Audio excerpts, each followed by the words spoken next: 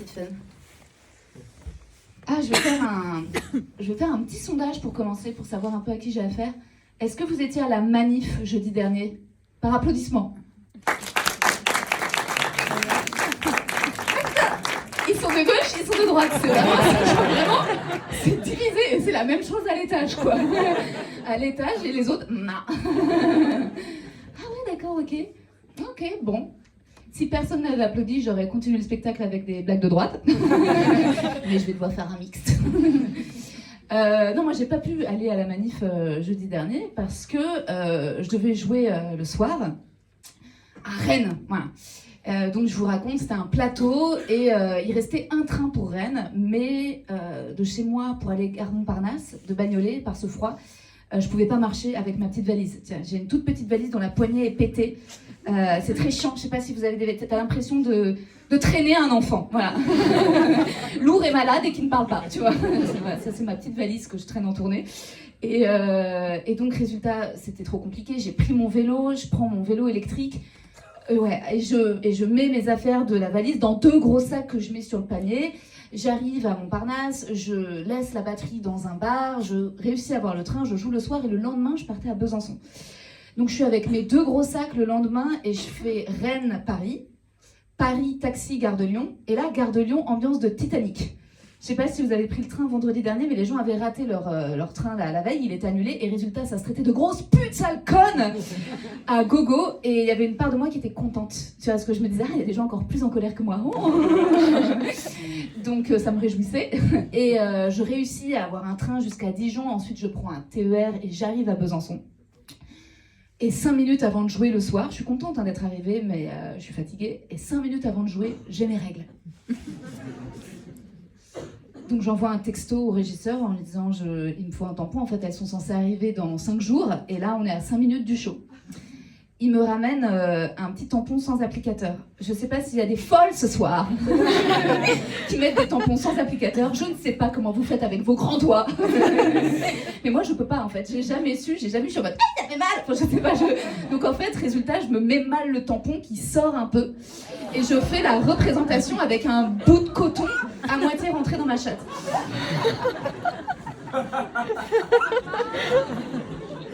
Et je me dis, ça va sortir. Et je me dis, ça va sortir, j'ai pas bien rentré, ça va sortir. Et je me dis, bon, s'il sort, qu'est-ce que je fais, tu vois? Qu'est-ce que je fais si le tampon... Tu vois, parce que ça veut dire quoi? Il y a un petit truc ensanglanté qui va sortir de mon pantalon et je vais être là devant les gens. Donc je me dis, je vais leur dire que c'est un fœtus. Et que en fait c'est du stand-up performance et que en fait voilà c'est un concept et oui voilà j'aborde sur scène voilà c'est mon corps mon choix de mise en scène voilà. C'est très expérimental. Finalement le tampon ne sort pas. Et donc bon on va dîner après le soir dans un resto et en fait c'était à Besançon vendredi, il y avait une espèce de festival dans toute la ville donc il y avait plein de spectacles. Et donc je vais dîner avec d'autres camarades humoristes, il y avait Pierre Thévenoud, Thomas VDB, je sais pas si vous les connaissez, ils sont trop super. Ah, il n'y a pas de blague pour sur Thomas VDB. Mais peut-être que tu anticipes la suite. On nous sert de la bouffe, très bonne, super bonne viande, et ensuite on nous sert de l'eau glacée en même temps. Et moi je et puis ensuite je sens un truc dans mon ventre, et j'ai la chiasse. Ah ouais, et je me dis mais non... Et il y a eu un applaudissement seul. Mais vraiment, j'ai sorti. Et puis le début, c'est entendu. Et moi, je suis la mode. Ça me rappelle la série sur OCS Tchernobyl. Je sais pas si vous l'avez vu. Chef-d'œuvre, tu vois. Mais le même sensation d'explosion. Voilà, vraiment, il y a un truc. Et je me dis, oh non, tu vois. Et résultat, je suis là avec Thomas VDB que j'admire trop. Et il a des amis. Et tous me demandent ça va parce qu'ils voient que je suis genre blanche et que genre je sue des larmes. Et ils me disent ça va Rosa et je leur dis tout mais très naïvement j'en fais j'ai eu mes règles avant de monter sur scène et là j'ai la chiasse et je les sens gênés. Ils me connaissent vraiment pas et ils me disent ok bon nous on va boire des verres si tu veux te joindre à nous et je fais je peux pas Et donc là, je vais aux toilettes, je chie ma vie. Voilà, genre j'ai l'impression de voir, tu sais, les gens avant leur mort disent qu'ils voient toute leur vie. Moi, je l'ai vu, genre, vraiment, j'avais l'impression que tout sortait, quoi. Tous mes traumas, je les expulsais. Ça aurait pu être libératoire, mais il y avait un côté angoissant.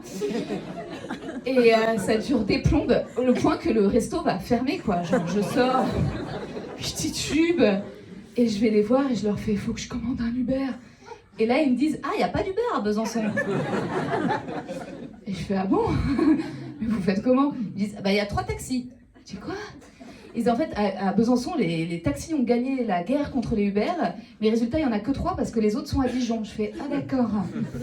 Mais il y a moyen d'en commander un? Ah ouais, mais il sera là dans 1 heure. J'attends 1 heure. Le taxi, et je suis comme ça, et je me tiens le ventre. Et je discute avec la restauratrice, son mari et leur fils, qui sont très curieux, qui sont très gentils, mais qui veulent tout savoir et qui me posent cette question. Alors, t'as envie? L'humour, ça rapporte? Parce qu'on n'a jamais entendu parler de toi avant. Et là, il y a toujours ce moment où j'ai envie de leur dire « Non, je vis dans la rue. Je voyage avec ces 2 gros sacs.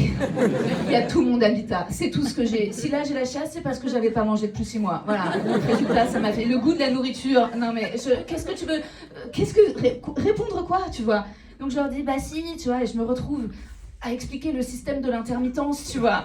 Il n'y a rien de pire, franchement, qu'expliquer le système de l'intermittence et comment cachetonner, tu vois, quand t'as envie de chier, t'es là, ah, si t'as fait tes heures, en fait, bah, résultat, on a une particularité en France, c'est qu'on peut quand même, tu vois, donc bref, je fais ça pendant 1 heure, le taxi arrive, et là, le taxi me demande, alors, vous faites quoi dans la vie? Et là, je lui dis, pardon, mais je ne parle pas aux inconnus gratuitement.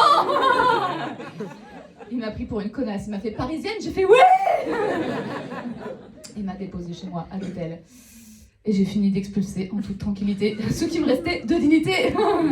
Voilà, et je repars vendredi à Reims, yes. Mais ce soir, je suis avec vous et je suis ravie. Est-ce qu'on peut applaudir Tiffaine?